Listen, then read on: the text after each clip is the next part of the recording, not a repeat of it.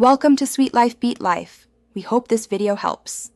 You start by opening X and going straight to the account and lab settings. You need the right permissions. Once done, make sure the app is updated and you're logged into the target account so changes apply correctly.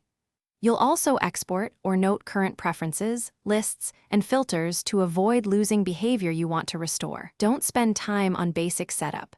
Jump to enabling developer or experimental access now so you can reach the algorithm controls you'll modify next.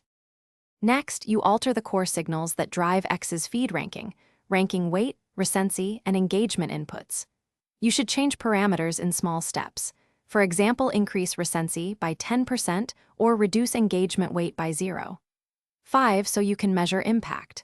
Once you adjust a value, run a controlled test on a handful of accounts or sample feeds and log differences in content mix, timeliness, and diversity. This iterative approach helps you understand how each signal shifts. Finally, you validate and deploy the change carefully.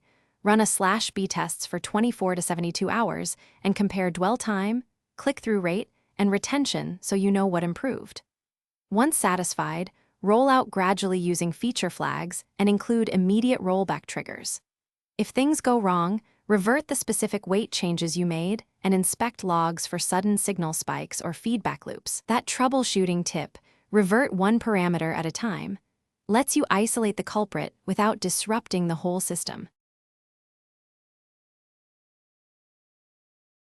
Thanks for watching. Consider subscribing if we helped you.